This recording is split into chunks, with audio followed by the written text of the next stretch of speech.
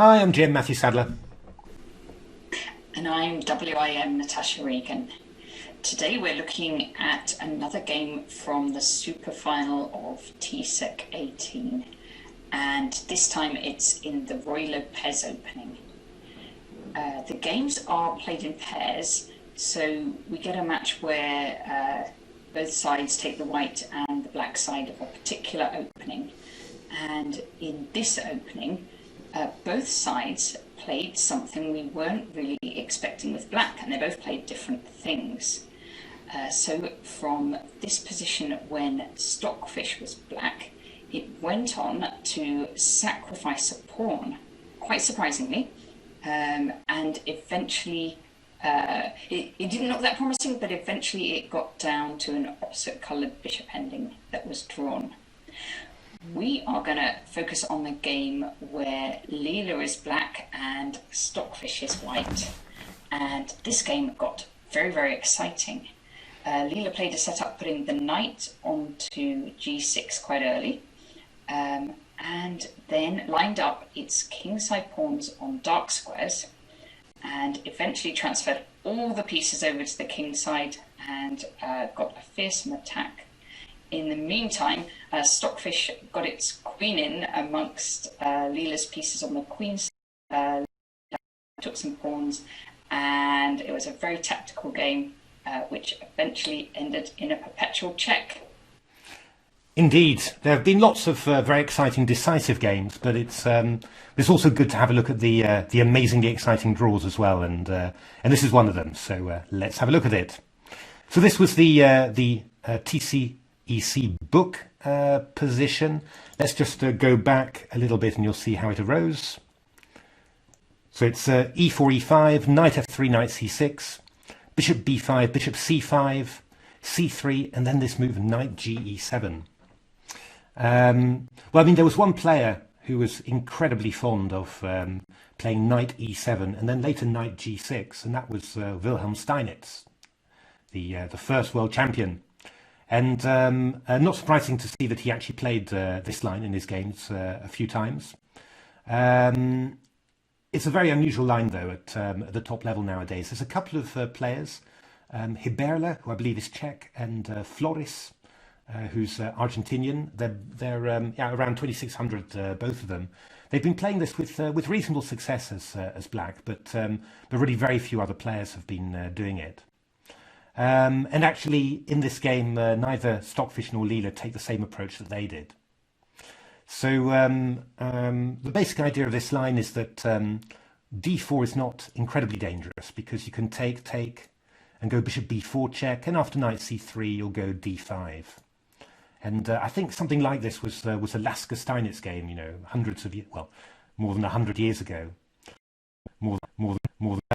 So what white normally does in this position is just play castles first of all, and then afterwards we'll play d4, not allow the check, and well, that'll obviously make things a bit more tricky for black.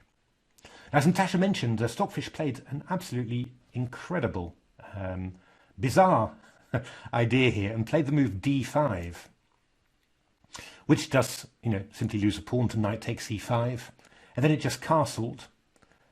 Takes, d4, and then put his bishop to b6. And I mean, if you'd ask me, then I'd just say, you know, black's got the two bishops, but that bishop's tucked away on b6, you know, just looking at a white pawn on d4. Got double pawns, white's nicely developed. I mean, white's just a clear pawn up for no compensation.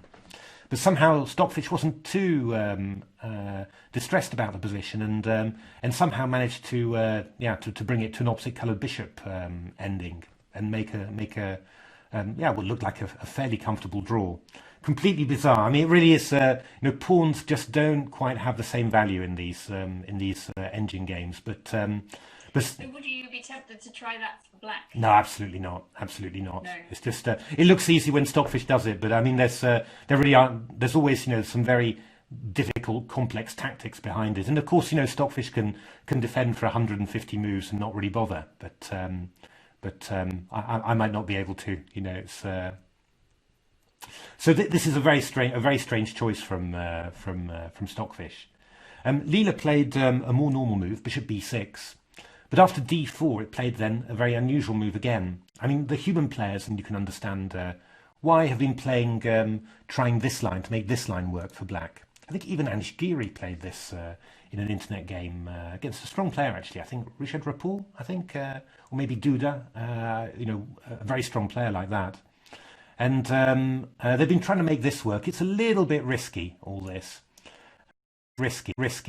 You're opening up the centre, whilst you've got rook e1 checks and stuff like this. But black seems to be doing sort of okay. It's a reasonably decent line. But the engines were obviously not at all keen on this, and Leela sort of brought out its inner Steinitz. Steinitz was very keen on playing this move knight e7 to g6, holding the pawn on e5, So the soul of that was Philidor, wasn't it? That was Philidor, that's right, indeed. Now, I mean, Steinitz was very into holding a strong point in the centre, surviving the initial white initiative, playing ugly moves, and then, just expanding afterwards. And that's a pretty good description of what happens in this game.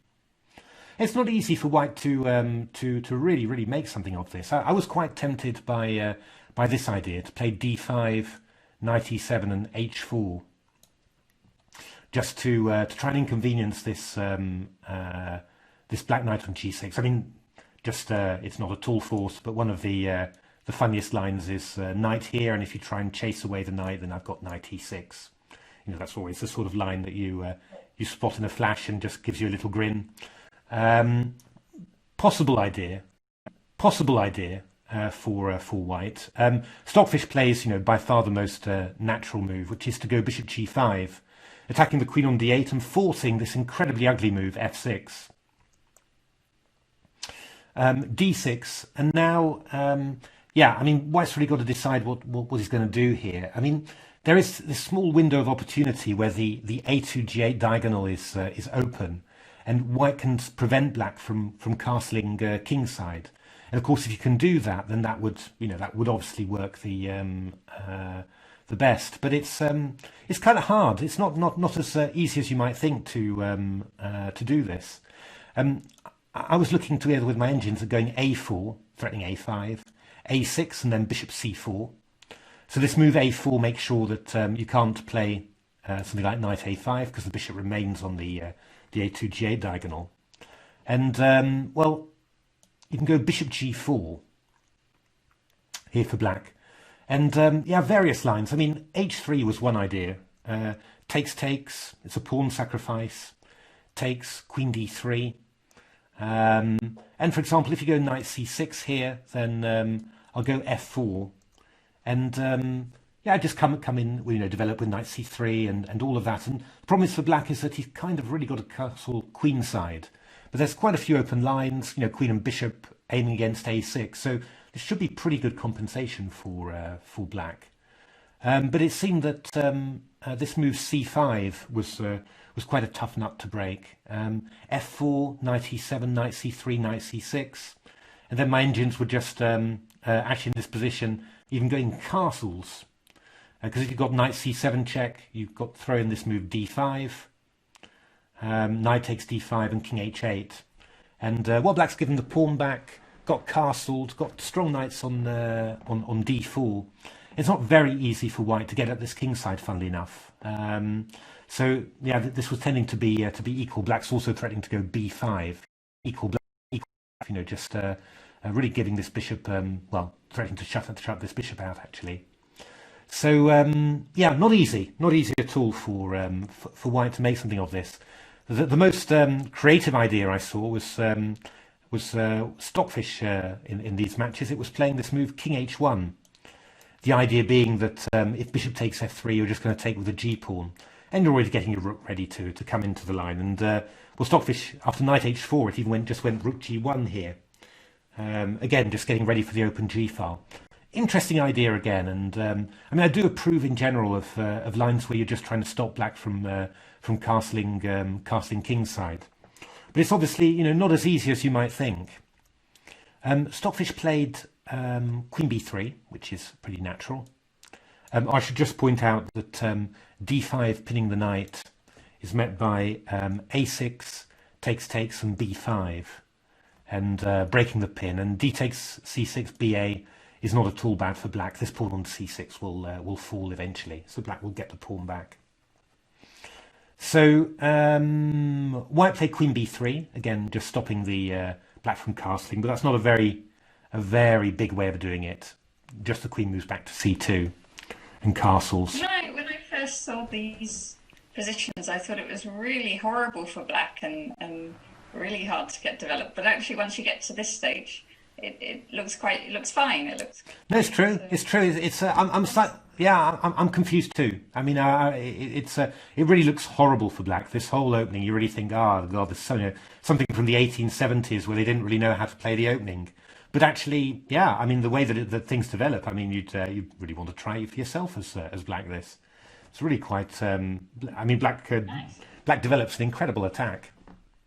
So rook e1, knight c6, knight d2, king h8. Black's got a little threat now, possibly of e takes d4 and then knight b4 after. So white plays a3 and bishop d7. And white's got to try and work out a plan here.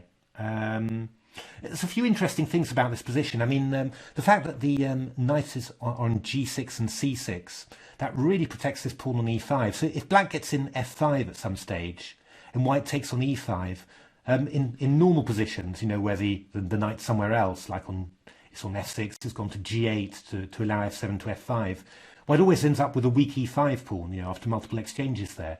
With a knight on c6 and g6 pointing towards e5, you know, black always keeps his structure intact there.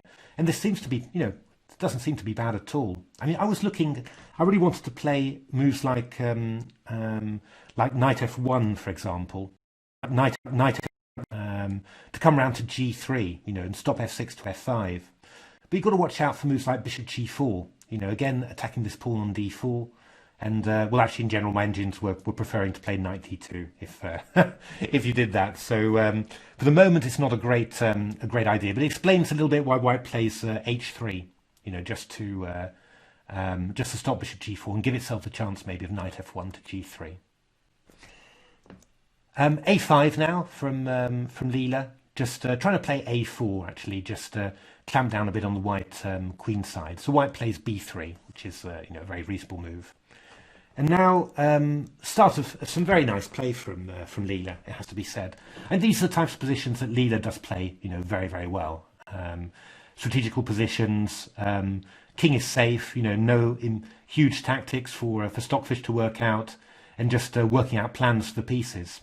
Queen c8 is very nice. I mean, it supports a possible sack on h3, also supports the break f6 to f5, and it might also allow the knight to go to d8, e6 and f4. So quite a few little ideas there. And yeah, I mean, Stockfish decided here that it was time to play d5, which yeah, I mean, it's possible, but it's certainly quite dangerous, but a lot more dangerous than you might realize actually. So knight e7 takes. And now watch how Leela relocates all the pieces, and I mean all the pieces, to the king side. Yeah, it's pretty impressive. I mean, in this position, I was you know, I was sort of expecting the knight to come to c4, you know, attacking b6 and d6.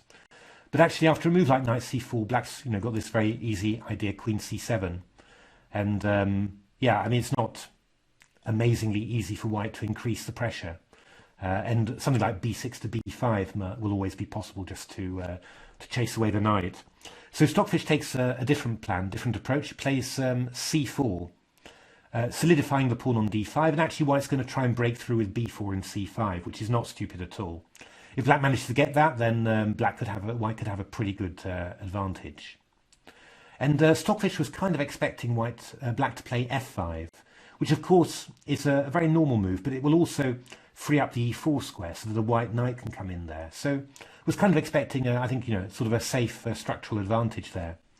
But Leela's plan was quite different. Knight f4, bishop f1, and g5.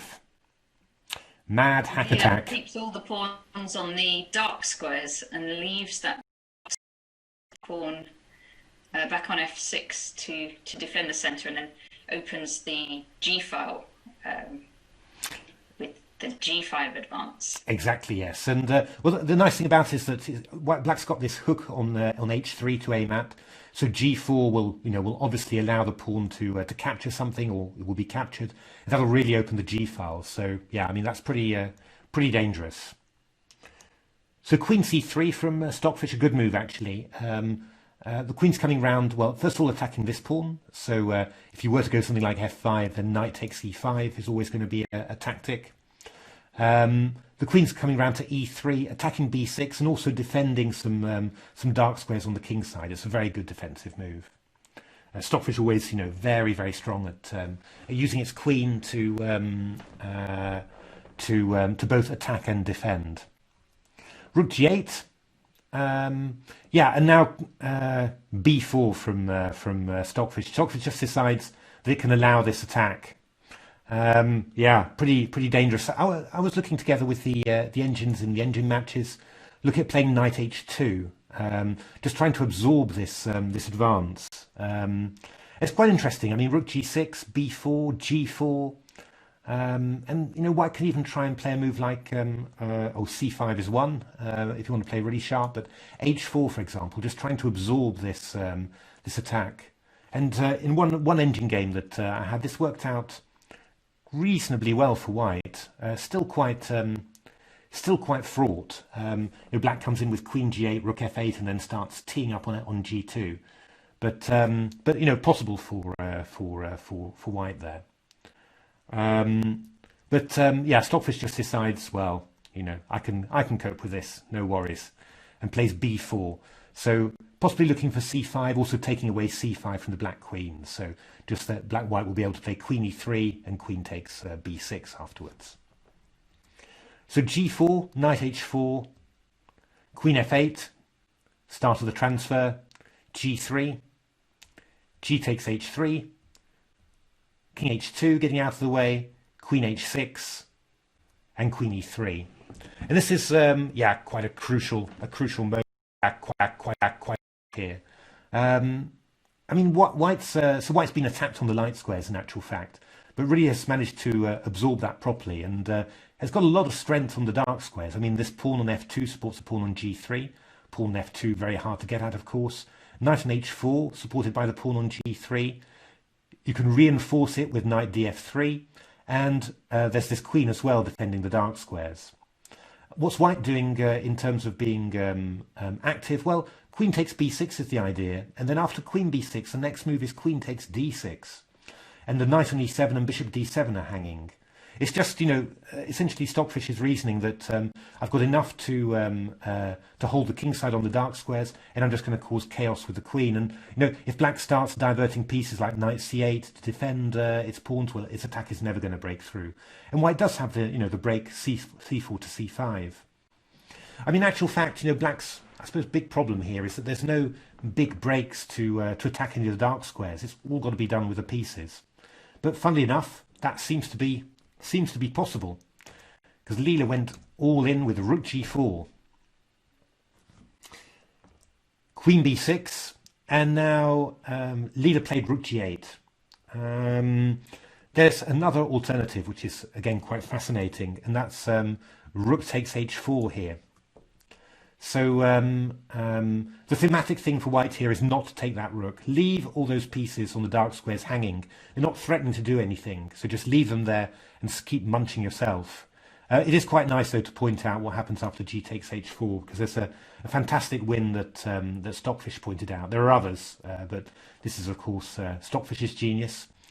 Little tactical puzzle here. Knight takes d5. E takes d5, and then the key idea, if you can see it in this position, just have a little look. The move is knight c8.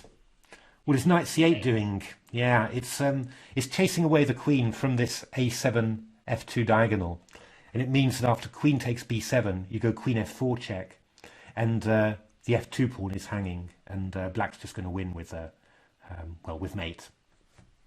So amazing little idea there. So, but you don't want to take that one. You just want to, what White's going to do simply is just say, well, I'm taking your pawn on d6, and I'm going to get a piece back anyway, and well, what are you doing then? Where's your attack?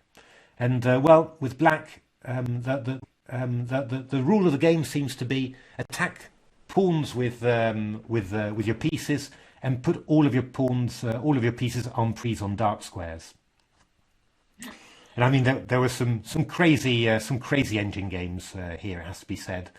A few ideas. Knight g8 wasn't stupid, apparently. Knight f5 was played in one engine game, just aiming to play e4 here, which again was very dangerous.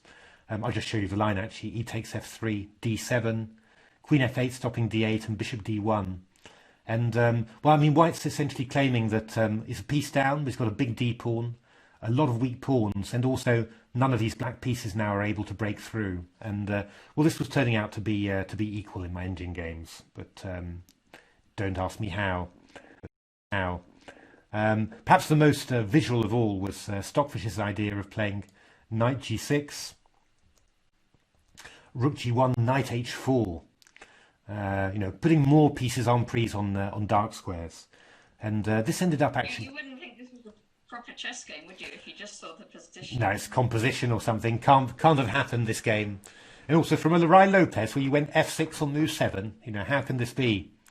But that is quite AlphaZero-like. I mean, AlphaZero was playing, you know, the black side of these Italian games and getting enormous attacks with multiple sacrifices. And yeah, this is also part of that. Yeah, I mean, this was it gets rather mysterious here. Essentially, it seems that that both sides are pretty much don't have very much to do, and there's just some strange waiting moves in a way like this, and then eventually the engine. I think Stockfish was black here, just decides to take a perpetual here. So yeah, I mean, some crazy stuff there. I mean, there really is some amazing stuff. Leela didn't play rook takes h4. Leela played probably a more yeah, a generally better move, I suppose maybe you'd say, or bring more pieces into play. You know, just and after queen takes d6, then this amazing move again, knight h5. Seen it a couple of times already. What's knight h5 doing? Black's eyeing the pawn on g3. We've now got 1, 2, 3 pieces to attack it, and also actually the queen can come to d2 just to well, take the knight and attack the pawn on f2. Yeah, sorry, that's just getting carried away there. So knight df3 was played. I've got a line with bishop e2. Have I got that? Queen takes d2, rook d1, queen c2, rook c1, queen d7, rook h4, queen e7, rook e4. Again, these you know, these attacks very, very dangerous here. Knight on h5 doing a sterling job of defending the pawn on f6. Queen and rook attacking the bishop on e2. You know, just very, very dangerous there. So white plays knight df3, covering the this sacrifice on h4 at all, and also defending the knight. And then in comes Leela with a rook sack on g3. Takes and knight takes. And well, this actually looks very serious for white, because the big threat is queen to f4 here, followed by a knight discovered check, maybe discovered double check, you know, and it's going to be curtains. But you know, this is the thing about Stockfish. These random queen moves, you know, taking pawns or pieces on the other side. They've also got, you know, they've always got multi-purpose. And this queen is actually a superb defensive piece. It's not coincidence that it took the pawn on d6. It's all planned, because you've got this move knight takes c5, with the idea of meeting queen f4 with knight f7 check, and then queen takes f4. So yeah, I mean, white's been grabbing material, but it's been very intelligent grabbing indeed.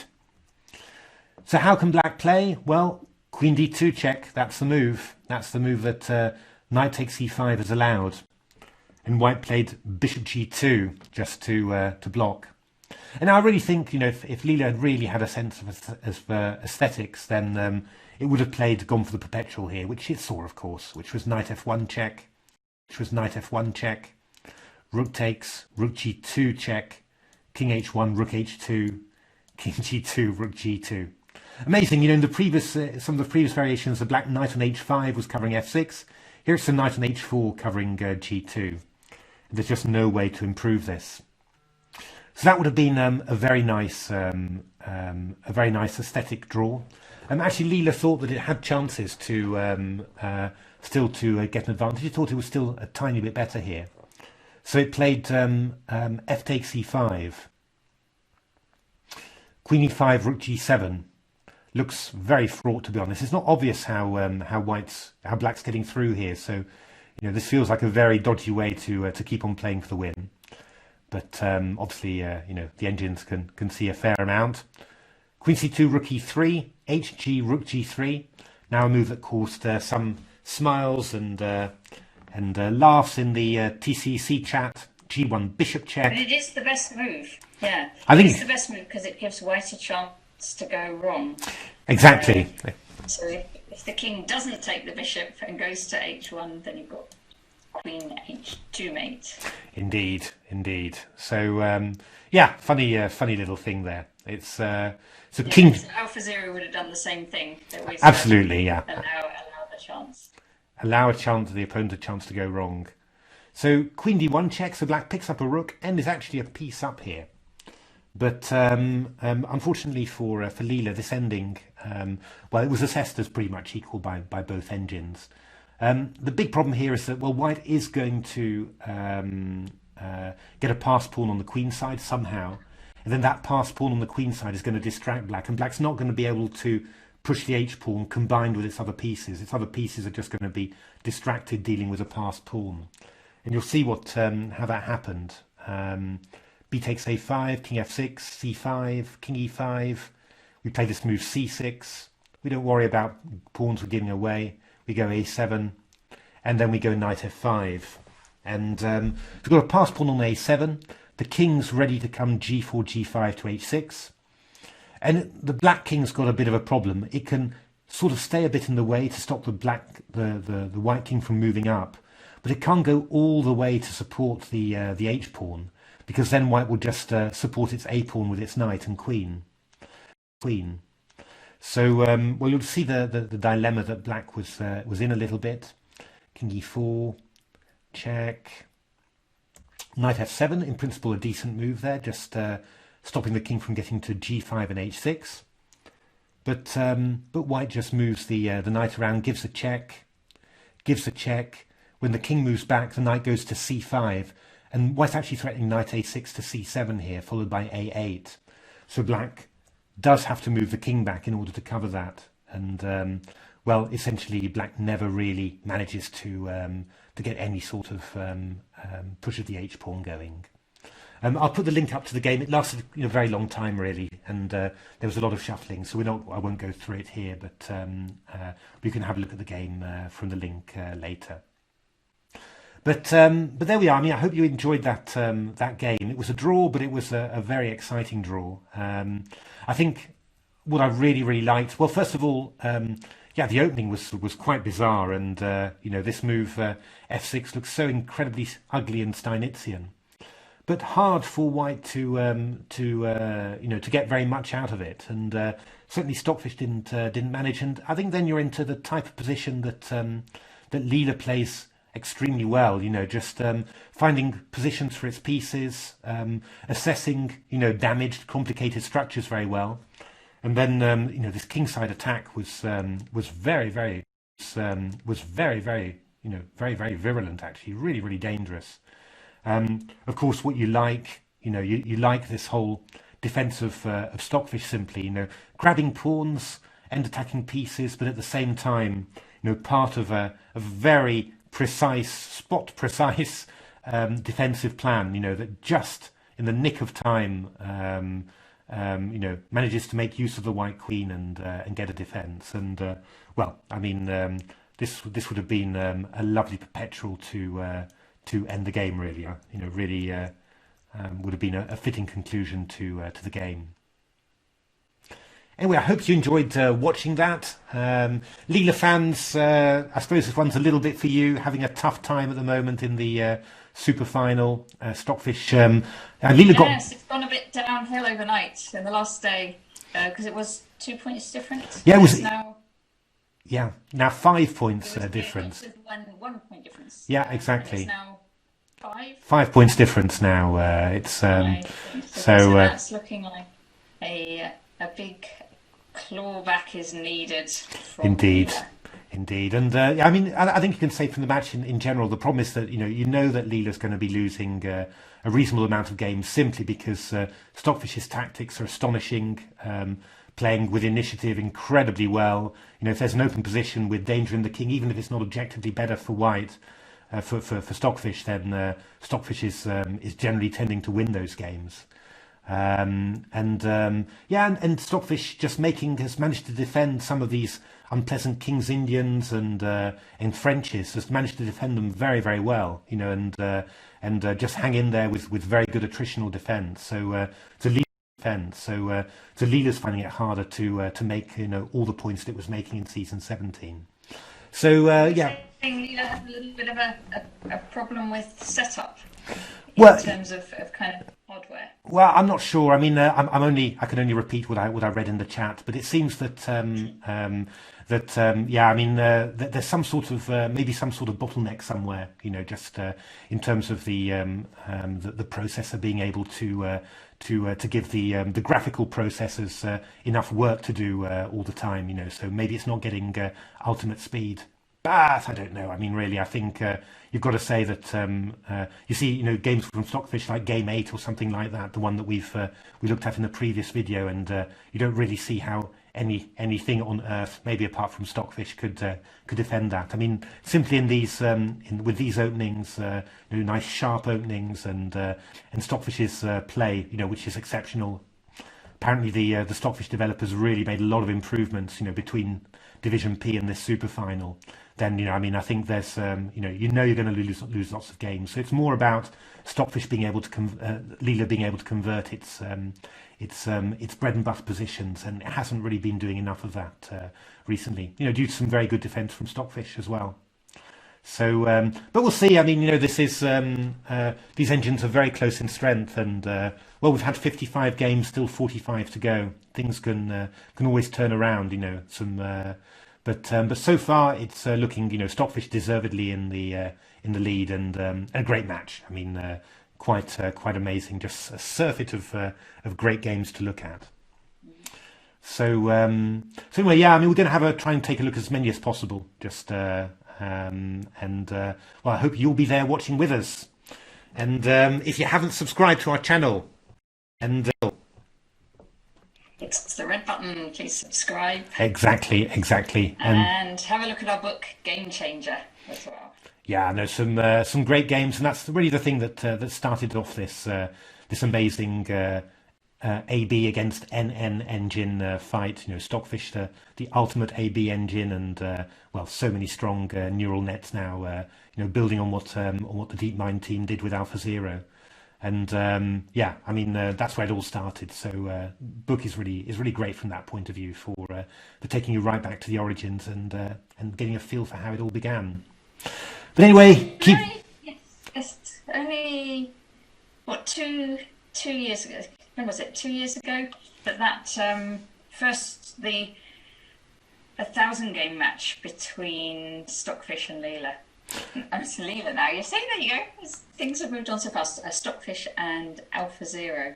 So it's December 2017. That was the first match. First match, yeah. But the 1,000 game was start of 2018. Yeah, that was just after, actually, January 2018. So and that's when we started getting involved with NNs and computer chess. It's really getting involved. I followed TCEC for a little while before then, but really, I mean, that's when the interest really got huge, and been following TCEC avidly ever since. But no, it's not long ago. It's just you really have to pinch yourself to realise how long how quickly things have gone. With all these developments. Anyway, keep well, keep safe, and thank you very much for watching. Thank you for watching.